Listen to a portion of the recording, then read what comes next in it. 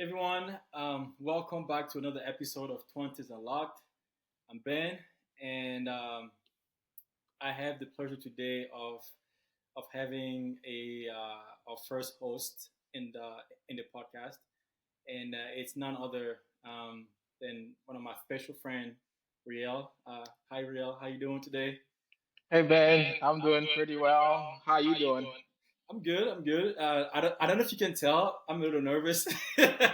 Hey, same here. I'm also nervous, but I'm definitely honored to be here, and for you to invite me means a lot. Yeah, bro. Yeah, yeah. I think when I started the podcast and when I started thinking about guests, I think you were like one of the first people that came into my mind. Like, you know what? I was like, I would really love to have Riel as my guest, and I think it just as time went on, we had conversation. I was like, yeah, I gotta have him. We gotta make this happen. So No, here we yeah. are today. Hey, I always enjoy talking with you about business. It's gonna be a blast. Yeah. So yeah, today we're gonna talk about the topic of personal finance for young adults, and not just that, but we also will talk about entrepreneurship in our 20s.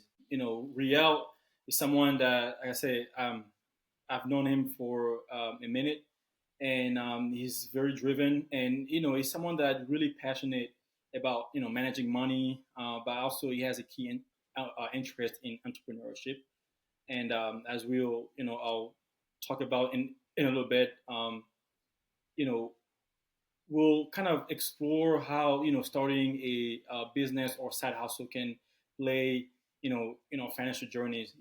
Whether you're curious about you know uh, whether you're curious about how to budget better, or you've got entrepreneurial mindset. So this episode will be is exactly for you. And I just want to jump into who Ruelle is. So Ruelle Manzambi has a bachelor degree in computer science from the from the Missouri University of Science and Technology, and is currently working as a software engineer at Alive Solutions. But as you see, Ruelle is not to be confined by just one single role. When he was in college, he co-founded the Entrepreneurial Students Society. The group was it was a group of dedicated students. They wanted to give hands-on opportunities to a wide variety of students to kind of have that real world experience. And the group also focused in innovation and entrepreneurship. So as I was saying, like Ruelle is very entrepreneurial, and that's not something that started today. On top of that, he's also the CEO of Ascendable AI.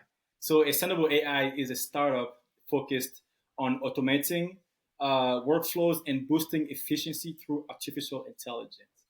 So Ruelle, welcome to the show, man.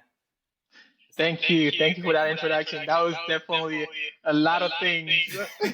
Sometimes I don't even think about them, yeah, sometimes. But thank you for reminding me.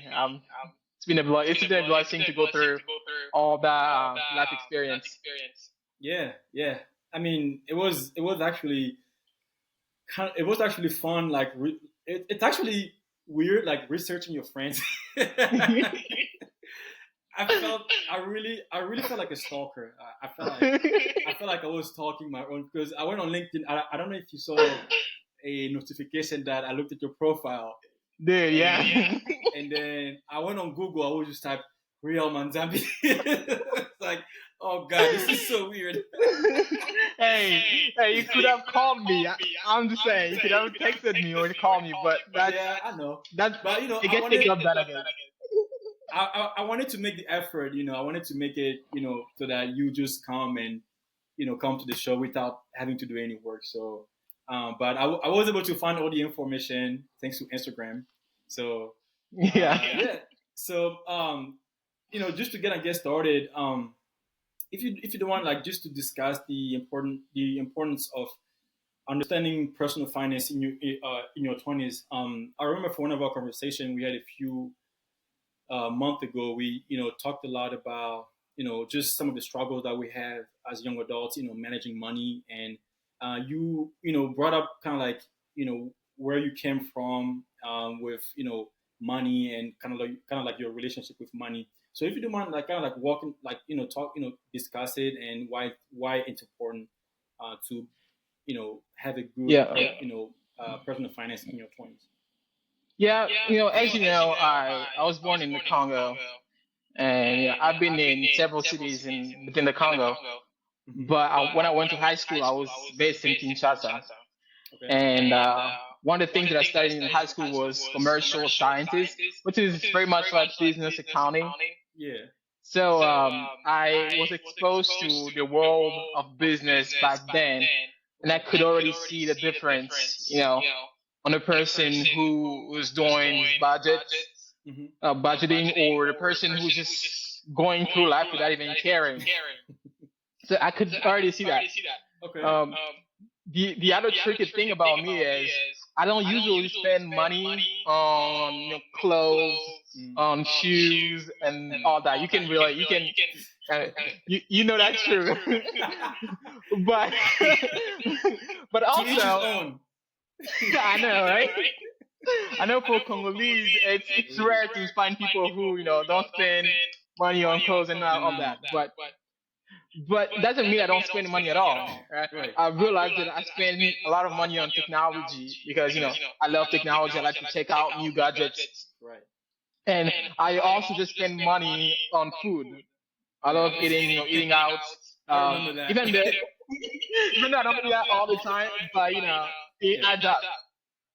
And very quickly, I could see that the amount of money I was making, it seems like it was vanishing over time.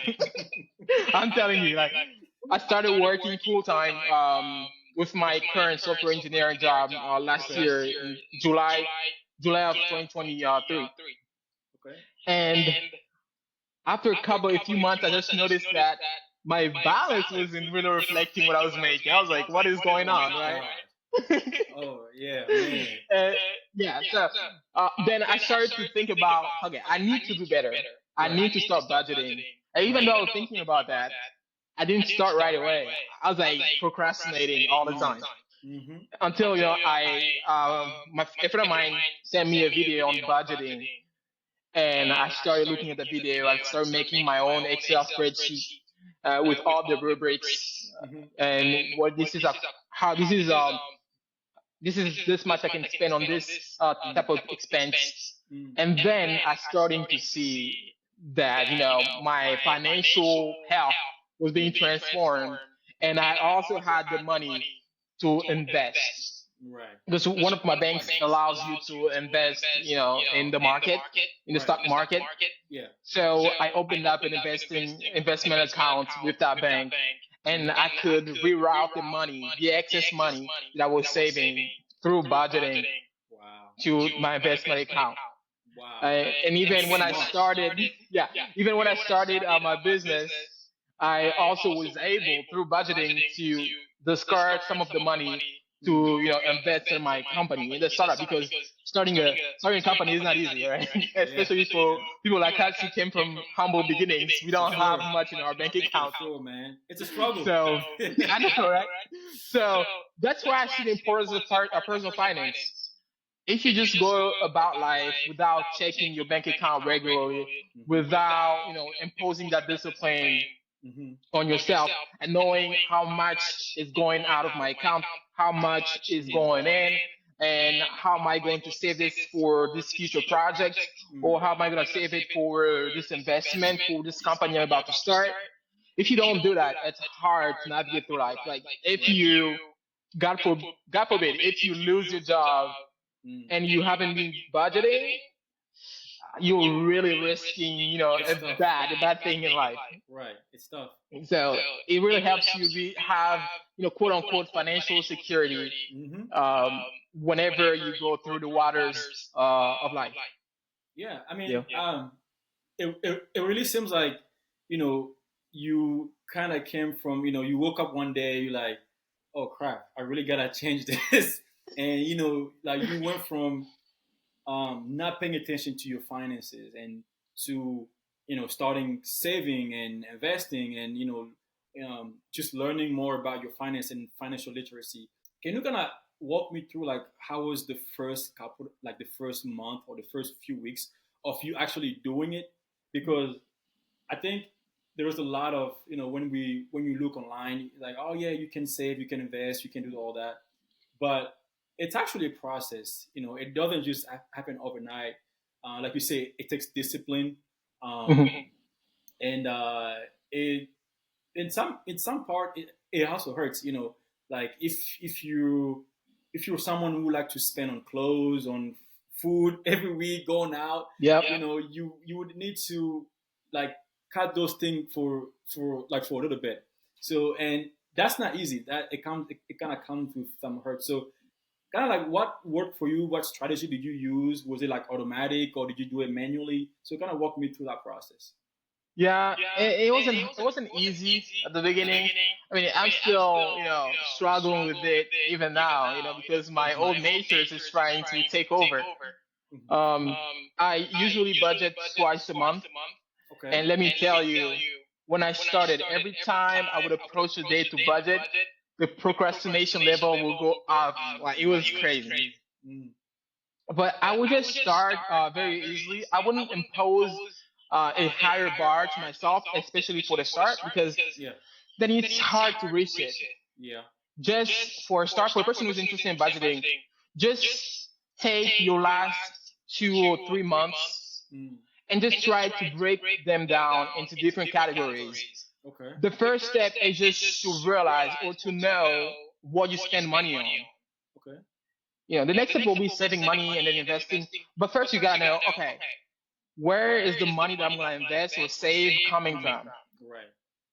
That was the hardest part for me. And then when I saw that the amount that I wanted to spend on food Mm-hmm. was, way higher, was double what I planned, then I was like, okay, now I need to stop. Now I need to reduce this.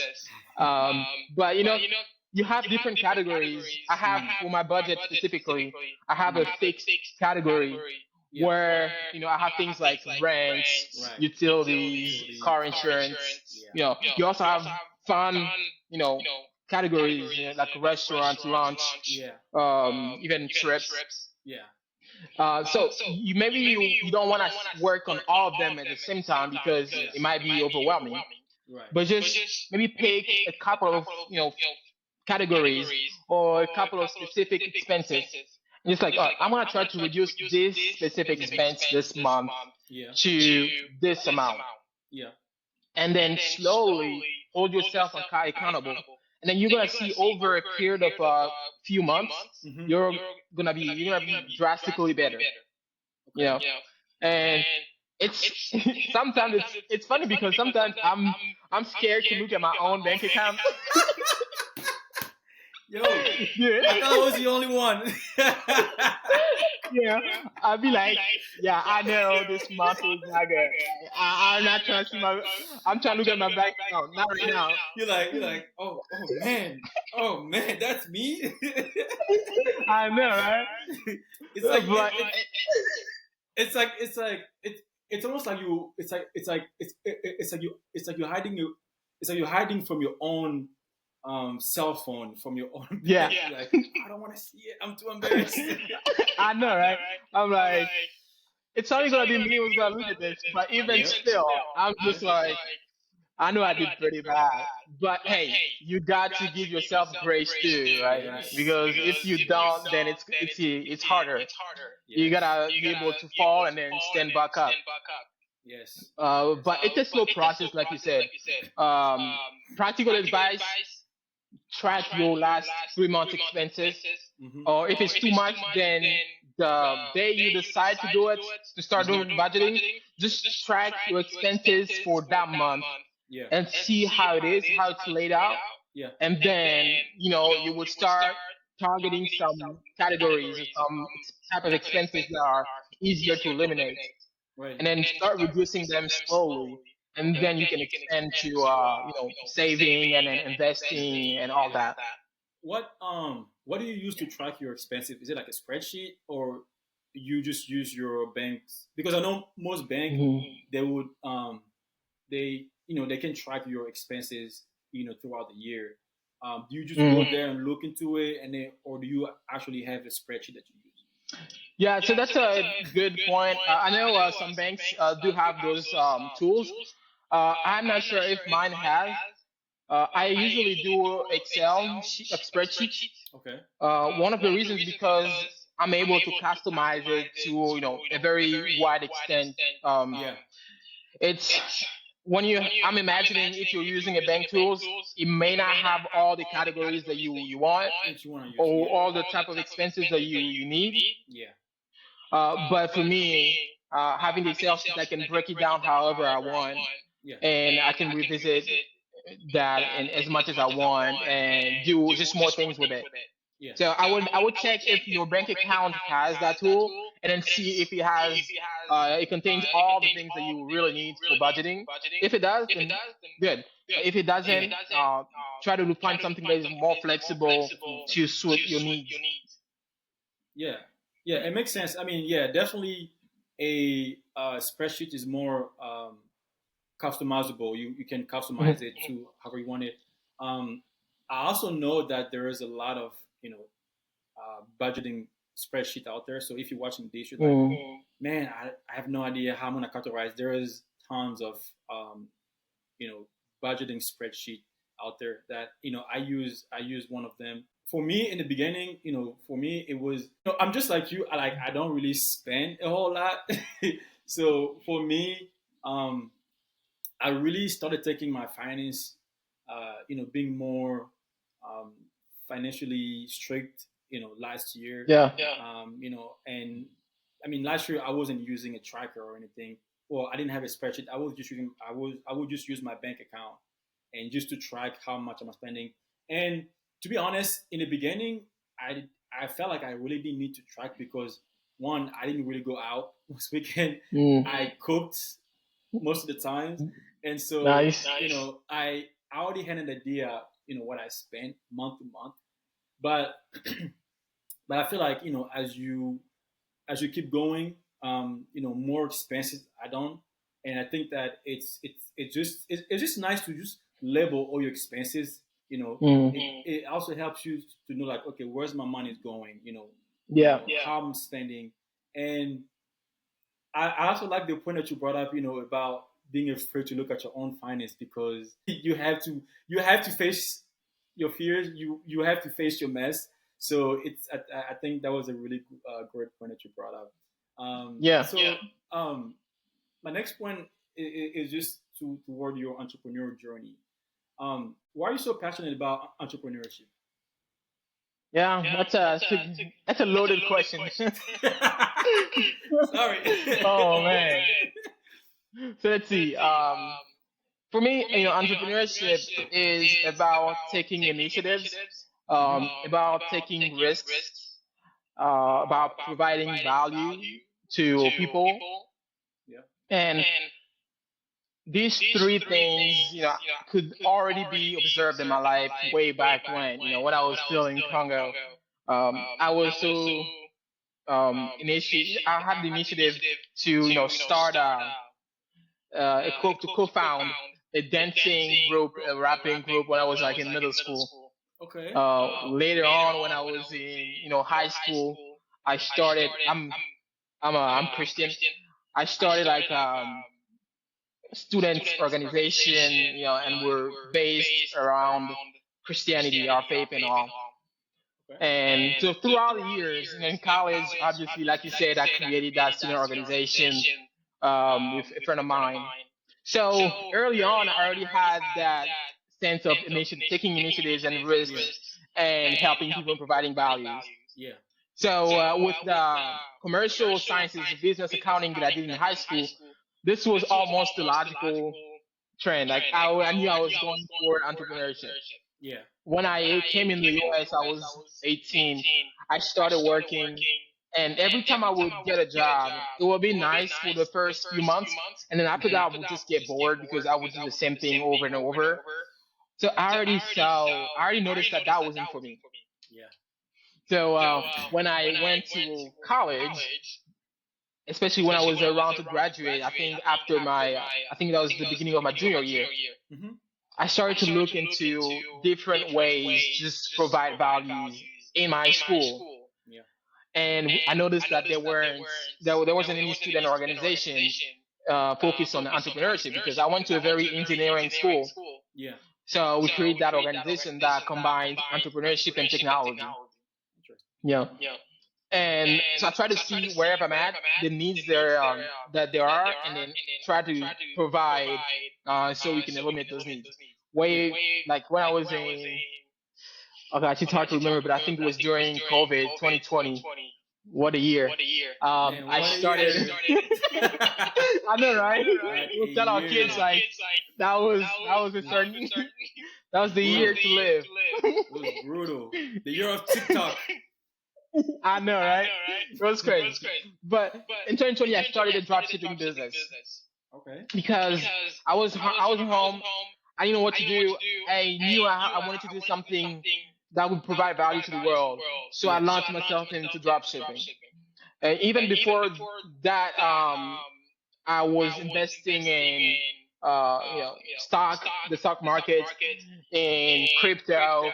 Unfortunately, I didn't catch the Bitcoin wave on time. I wish I did. All of us. All of us. I know, right? All of us. We missed the train. I know. It's crazy. I could have been retired right now. Did actually an anecdote when I was doing forex exchange, foreign exchange, so forex, Mm-hmm. and we had to buy those currencies. Okay. One of the ways, actually, the way I was buying it was to go through Coinbase. So I take my money from my bank accounts to Coinbase. From Coinbase, I buy it. So the day Bitcoin went up, I was like, I wish I just forgot like $1,000 in my Coinbase account. I wish I just forgot about it because I would have been set. I would have been set right now. Wow. So it's been a journey, entrepreneurship. But I like the fact that I'm taking risks, almost like a game. Yeah. I like the fact that I'm taking initiatives, that I'm leading others. I'm providing values, not just to the clients, but also for the people that are working with me. I'm helping them improve themselves and become the best version of themselves, really, and reach their destiny. Yeah. I mean, I think I think we talked about this before. I think that the whole point of being an entrepreneur and really starting a business is not always about the money. It's mostly about bringing value. Finding an issue and solving it. Because I feel like if you're more passionate about solving an issue, then everything else will come. And Yeah. so that's I know for me in the beginning I didn't have this mindset. I just wanted to make money. I just want to make money. Hey, same. I'm not gonna lie to you. Same. So, but I feel like the more I'm growing and the more experience that I'm getting with life, and the more I'm reading about all those great success, like you have Steve Jobs, Mhm. Bill Gates, and all those people, they started their company because they saw a need, and they were trying to gap that bridge. They were trying to solve a need in a specific area, and I feel like as long as you're passionate about that, the money will come, and before you know it, you're solving the most complicated problem in the world. So Exactly. it's if you're someone looking to start a business, getting into the world of entrepreneurship, don't just get into it for the money, otherwise you get burned out. Very quickly, you will get burned out very, very quickly. You'll just be like, this is not it. You have to be passionate. Um, I guess it kind of sounds cliche, but you have to be passionate about Yeah. what you're doing. And There's I was gonna say there is a book that I read a few months ago. by Dr. Ali Abdal. The title is Feel Good Productivity. And he was talking about intrinsic value among the motivations why people do things. Mm-hmm. And there are values like that where it's not about money, it's not about material, but it's Mm-hmm. about something else that is much more valuable, that you cannot translate into materials or finances. Right. And when that is being satisfied, that's the highest motivation to accomplish something. Right. That's true. I mean, value is not tangible. So Mhm. what you bring to the world is it's not really something that you can see. You mentioned investing earlier, into crypto and risk. How did you get comfortable with investing in the stock market? And because I know for us, a lot of Africans, we're really skeptical about investing in the stock market. We don't know a Mhm. whole lot. I think there was a lack of education. But just kind of walk me through, like, how do you first start investing, and how did you get comfortable with risk? Yeah. So I think it wasn't very comfortable at the beginning. I was very skeptical, and for good reasons. I didn't really know the markets. I was new to the U.S. and I had to figure out all those ways to make money because, like you, at the beginning, I just wanted to make money. I was like, I just want to make money because why not? Mm-hmm. Yeah. Uh, but I got comfortable just because I already had that background of taking risks. Mm-hmm. Because if you're not willing to take risks, then entrepreneurship is real not for you. Yeah. You know, if even if you have a lot of money, but you're still running risks of breaking someone else's business, Mm-hmm. screwing up a customer, Yep. whether you want it or not, right? Yep. Yep. So I loved taking risks. I had some small notions of accounting and business. Okay. I also was finding resources on how to do all the investment that I wanted to do. Okay. One of the things I really learned very quickly was, do not throw all your money if you're not ready to lose it. To lose it. Only invest the money that you can afford to lose. Mm-hmm. Mm-hmm. If you know that I'm depending on this $100,000, if I lose it, I'm dead. I don't have any place to go. Don't invest it. Don't do Don't do it. Yeah. it. Try to find a subset, a portion that Mm-hmm. if I lose it, it might hurt for a couple of days, a week maybe, but Mm-hmm. it's not going to stop my life. So Yeah. having those notions really helped me. Finding resources, knowing how much I should invest, knowing that if I lose this, I'm not gonna be hurt forever, and Yeah. I'm not gonna be one of those people who just like refuse to go back to business and Right. entrepreneurship because they've been hurt or they've lost money some type of way, right? Mm-hmm. So I think those are the elements that help me really just get comfortable with, winning, losing, and standing back up while I was doing investment. Have you lost money in the stock market? If Oh so, yeah. how much? if Oh man, if you don't mind. I don't remember exactly how much I lost in the stock market, but I know in crypto, um, there was one time that I lost over $1,000. And to be honest, between all of my entrepreneurial activities, initiatives, at this point, it's hard to keep track, but if I had to combine all of it, I probably lost over $5,000.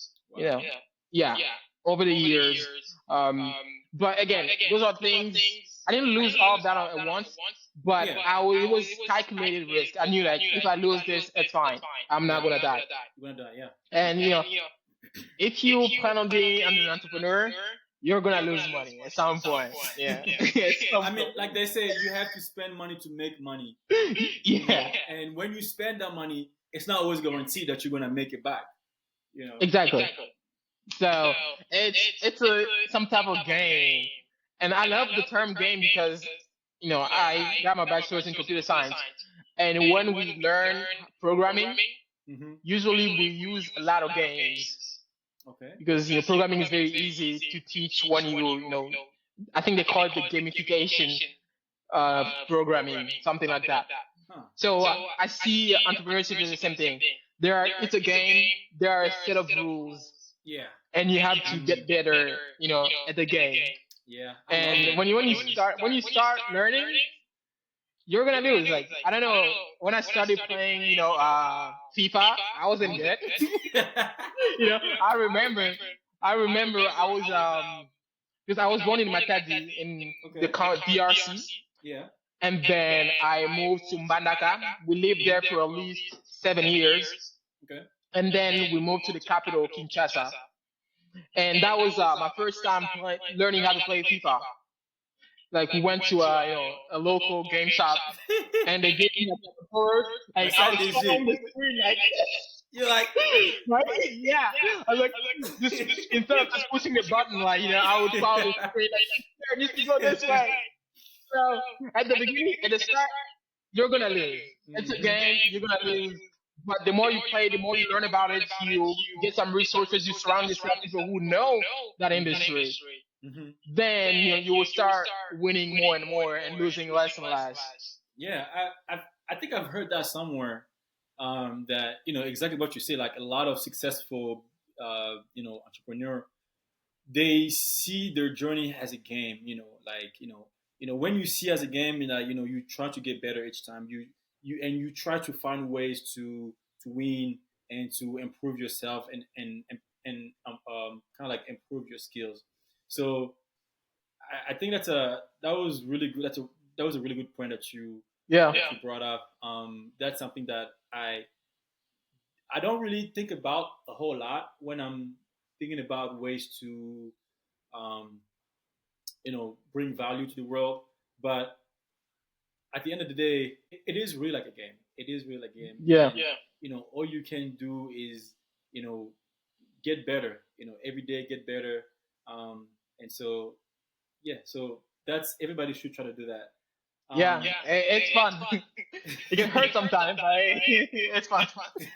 I mean, in life, if there is no risk, there is no gain.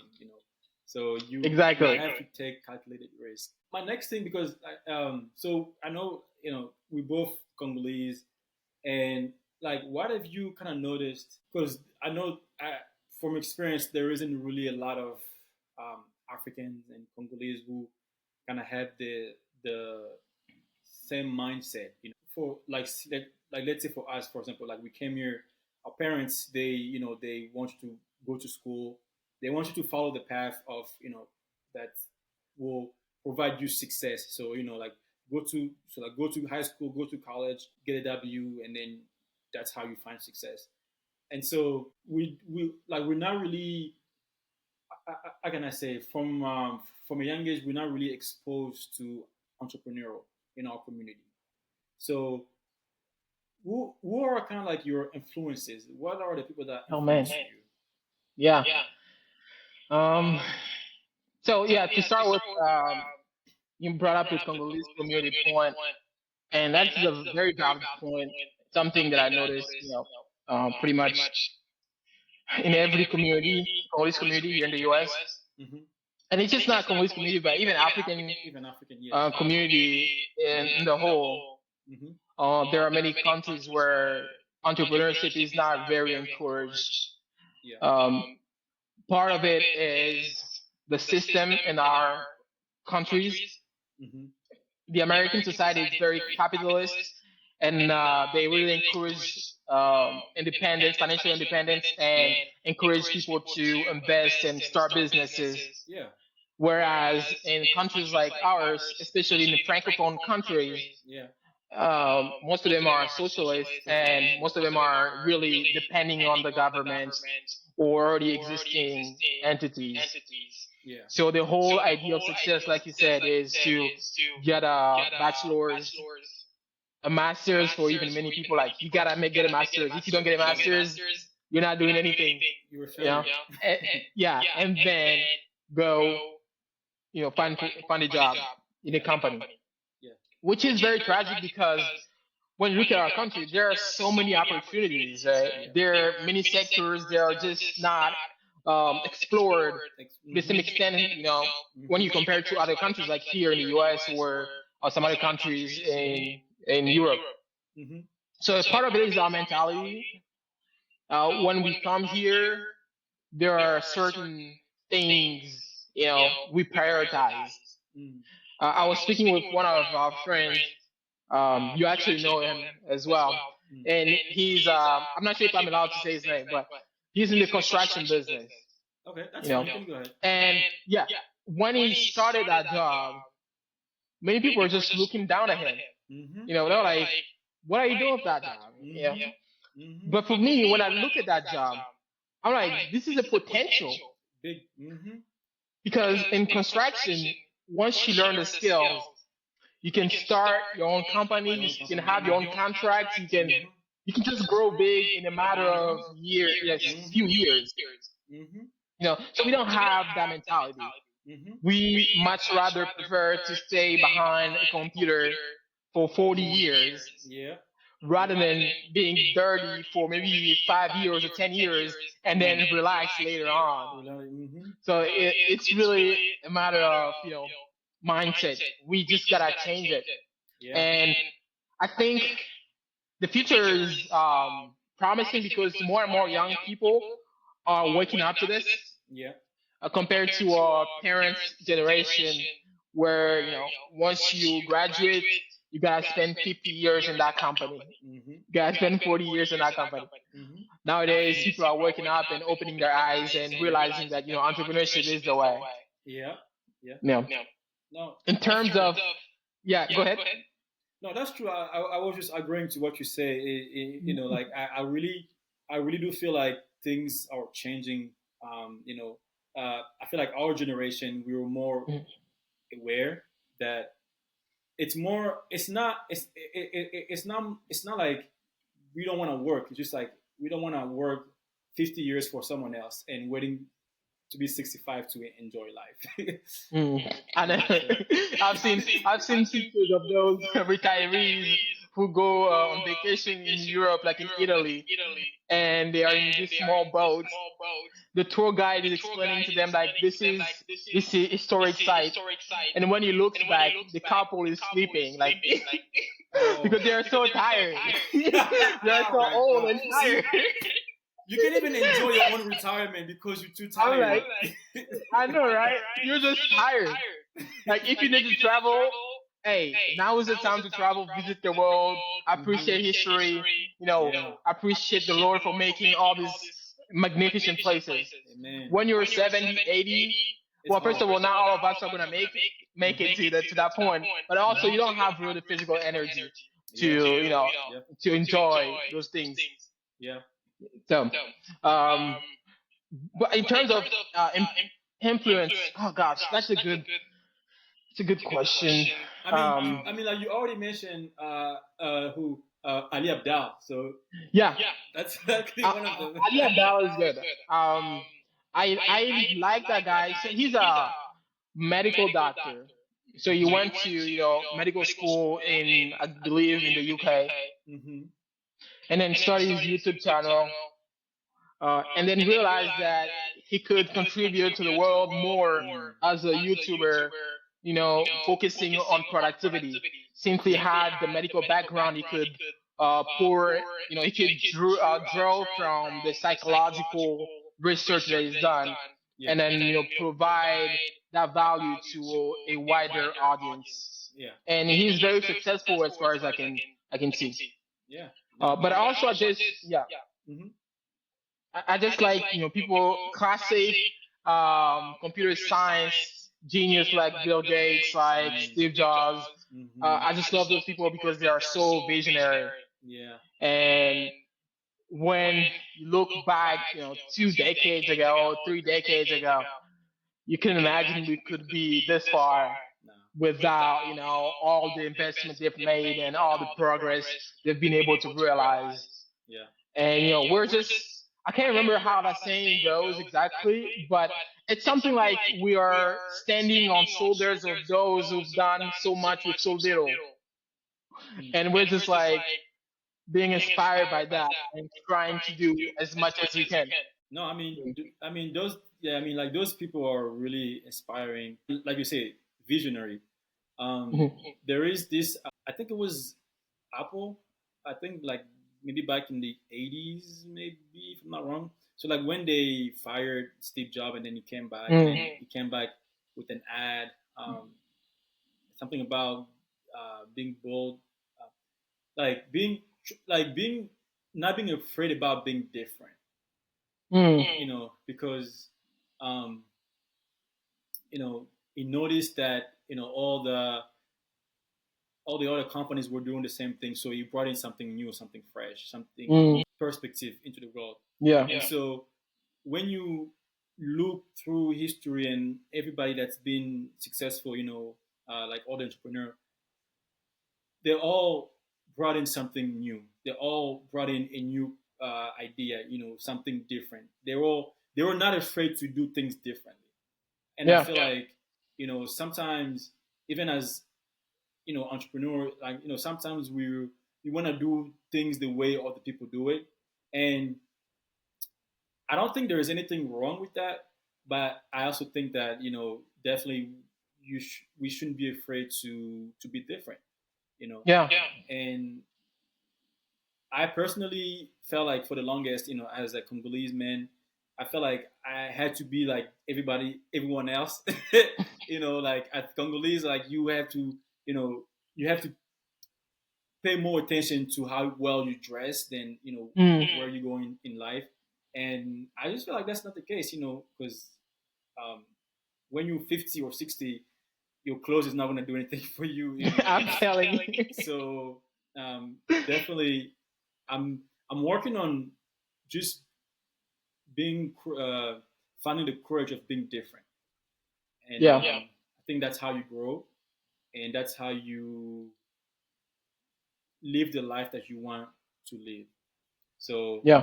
um, that was just my take on that. That's yeah. Yeah, I completely agree. Yeah, 100%. my next question for you is how do you correlate entrepreneurship and personal finance? So how does each one of them helps both? Yeah, actually, as a startup owner, you see that correlation very clearly now Mm-hmm. because when I start my activity, Mm.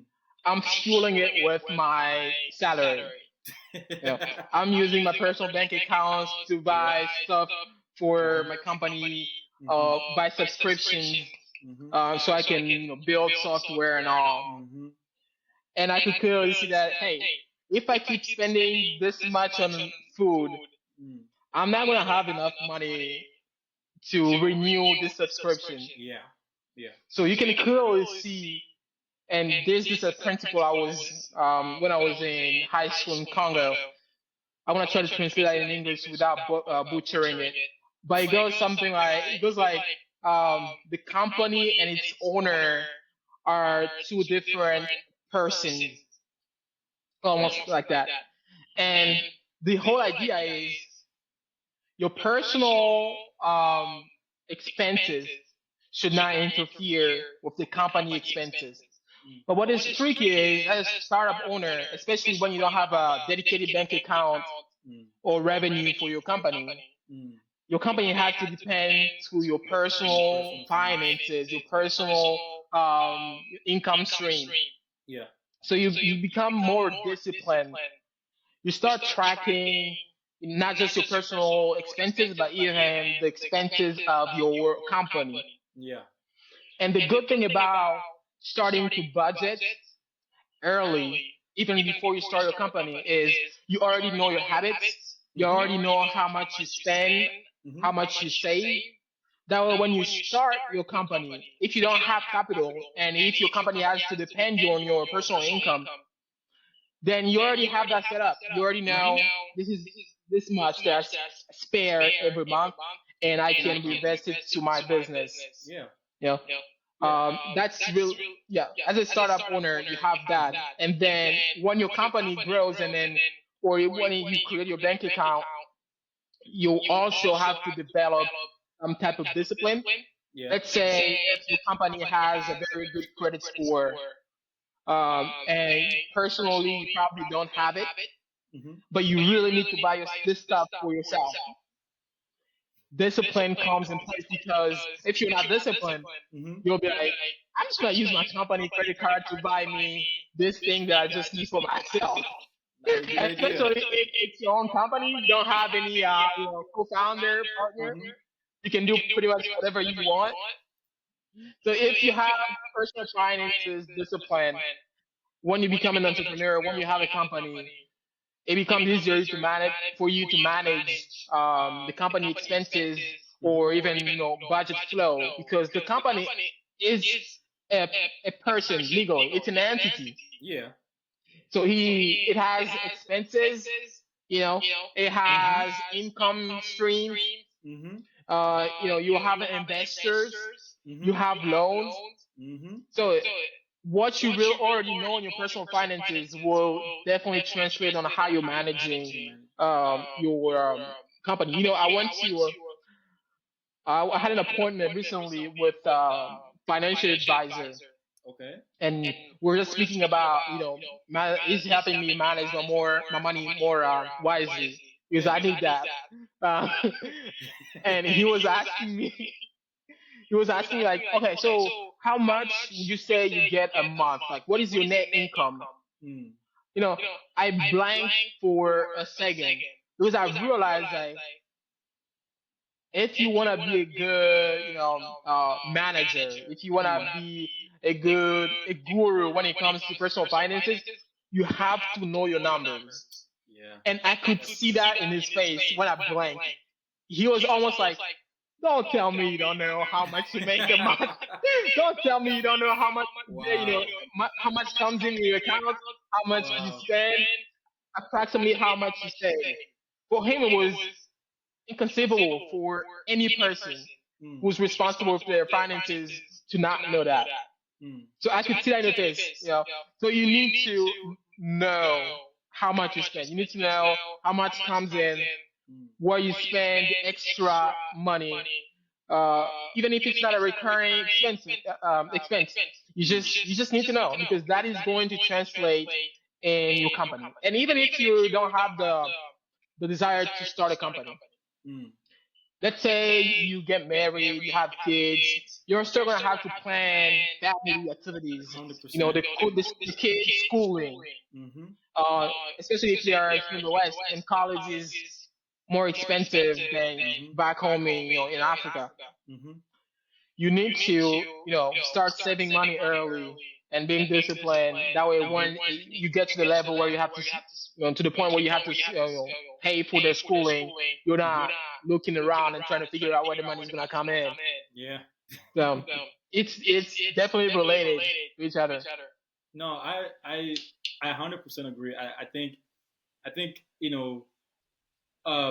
bigger picture, they both give you a discipline. I saw this post a few months ago on TikTok, Instagram, where this lady was talking about how some people have gotten rich by using the W-2 to invest on their business, Hmm.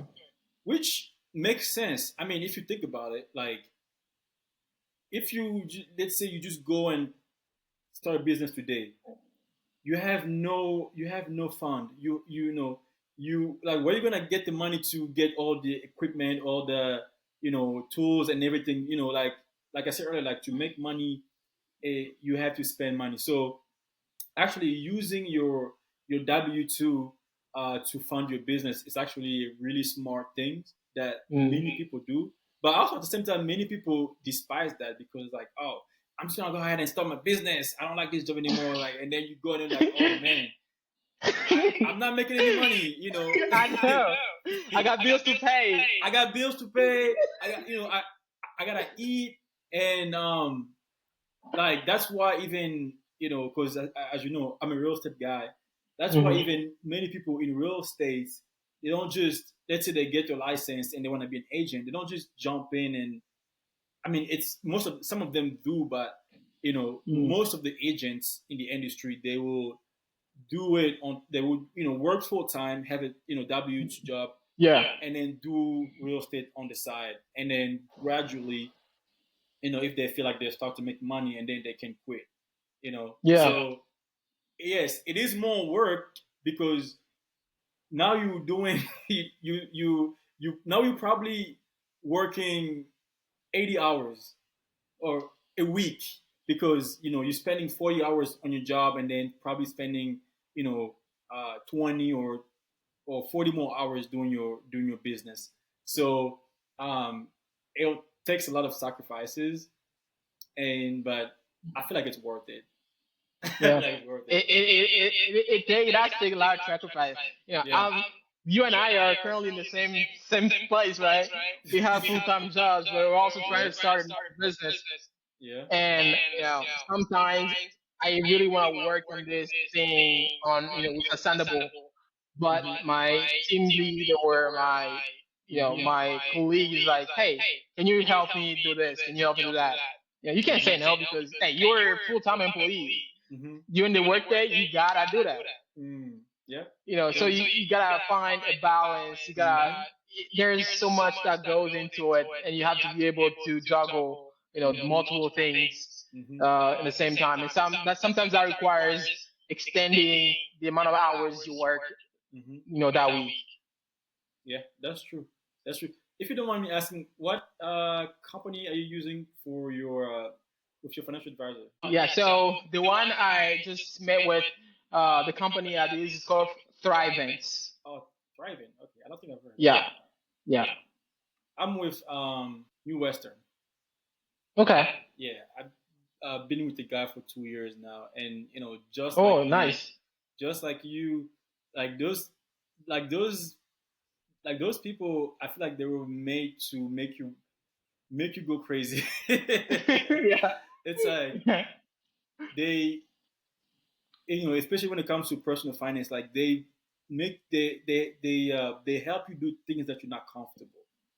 Which Mm. is budgeting, saving, investing, and you work, and then when you get paid, you know some of your money go out. You're like, dang, that's all I have left. Yeah. Yeah. Can't Yeah. even enjoy it. I So relate. Yeah. it's a struggle, but guys, if you're looking to invest, save, it's really worth it. That you start doing it now. You know, because the greatest asset that you ever had in your life is time. You know, um, I, like a lot of like personal advisor that would say, like as young people, when you're 20, 25, that's like the best time to just get started and just do it, a little something every month. And yes, like you won't see that money, you won't get to use that money in 2, 3, 5 years, 10 years, but eventually I think it's worth it. For Yeah. me, the way I like to see it is I'm taking care of Benjamin, of a 50-year-old Benjamin. Yeah. So I think that's how I've been able to kind of build that discipline over time. So Yeah. And time goes by so fast, bro. yeah, man. I just I feel like I just came to the US not too long ago. I feel like I just started college, Yeah. and when I look back, I already graduated, and even still, I graduated last year. I started working, and it's already been over a year since I started working. I'm like, this is crazy. This is going by so fast. It So does. you need to take initiatives right now Mm-hmm. for a better future. But like, Mm-hmm. tell me about like the real estate because you told me recently like you started, uh, you became a real estate agent. I was like, there we go. We need people in that area. Yeah, you put me on the spot. I was gonna do an announcement, but I guess I'll just do it now. Yeah, I got my real estate license, and I'm working with Keller Williams, St. Louis. That's my broker. So yeah, I mean, I'm still trying to figure this out. How to find business, how to find leads. Uh, I don't even have a professional headshot yet. So, Hey, it's coming. but But today I had a meeting with one of the people from Keller Williams to help me set up my website. So we got to set up. Okay. So one step at a time. But I'm really Masters, yeah, that's excited. good. That's awesome. Yeah. That's great. I think we need more Congolese. Even here in St. Louis, Mhm. more Congolese in different areas. Mhm. Uh, if we really want to grow as a community, we have people now, several people now in construction, which is great. Mhm. You are in real estate, and I think there are a couple other people that I know who are Congolese who are in real estate. Mhm. I know a couple Africans who are like in the insurance industry. Mhm. So I'm myself in the technology, technology, IT, computer science industry. So we need to diversify and then see how we can help each other grow Yeah. as a community. So I'm very excited about that. Thank you, bro. Thank you. Thank you. Thank you. So when you're ready to buy that investment property, you know my number. Yeah, yeah. When I hit you up, yeah, I'm like my, my boy Ben got it. All right. Now we're just gonna wrap up. So we're coming to the end of the show. It's been very fun having you, bro, and just kind of talk um, about this topic that I'm personally very excited about, and I think that you are too. And it's been very fun, hearing your, like your point of view and your journey. If you could give an advice to your younger self, what would it be? Mm. And an advice to your younger self, and also an advice to your older self.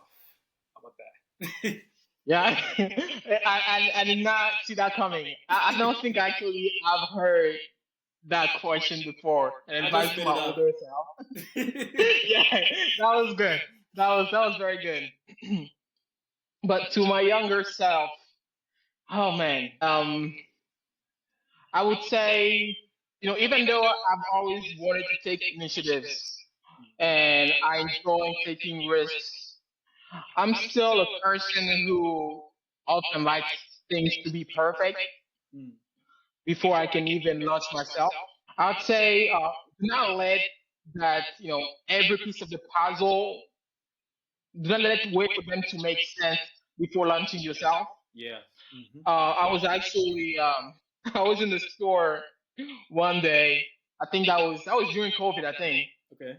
and I was wearing a T-shirt that I had, and I still have it, and it says, "Start before you are ready." Mm.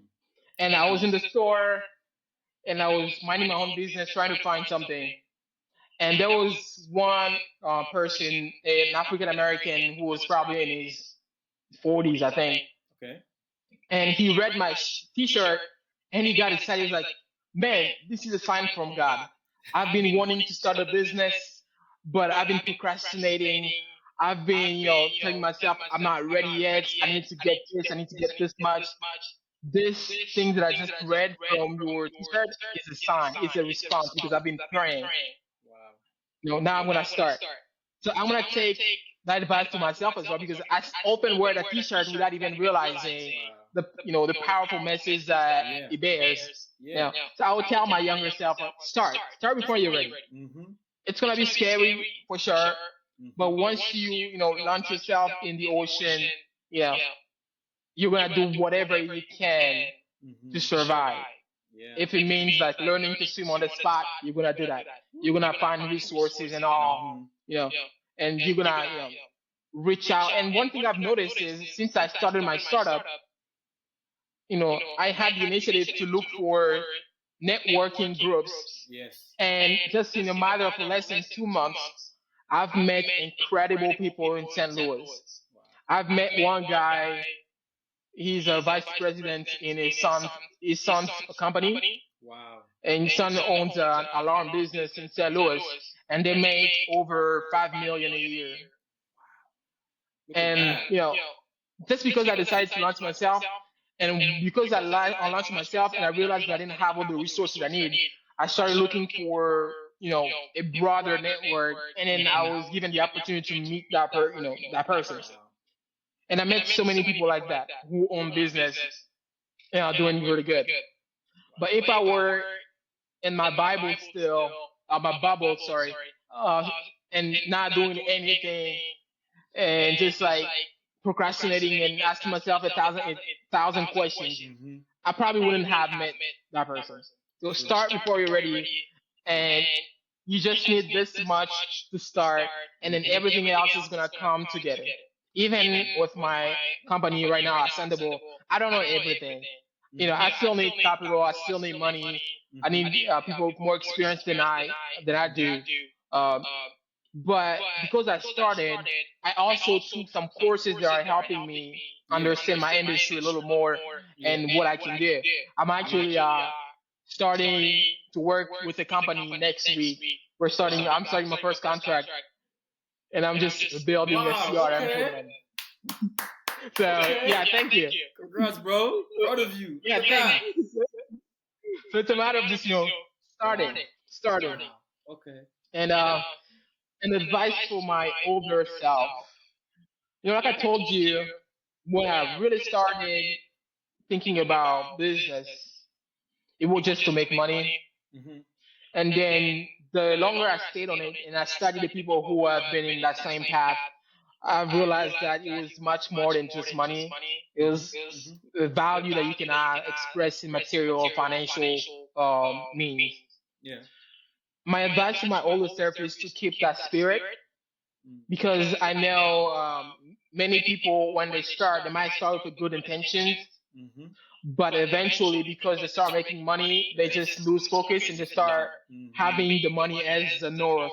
Mm. I don't want to have the money as the north of the direction that I'm pursuing.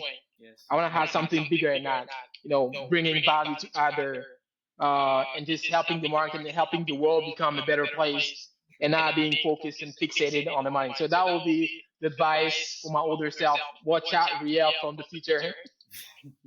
Yeah. Wow. Wow. Well, really, congrats, bro. Honestly, Thanks. No, thanks. that's a great news. I know, like you've been really putting, some work into this company, and to hear that you had your first contract, it's just a proof that it works out.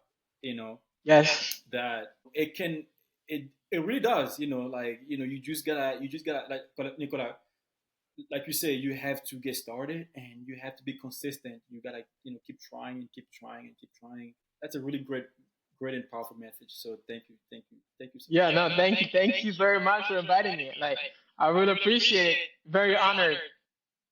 Thank you, bro. Thank you. Yeah, thank you for coming into the podcast.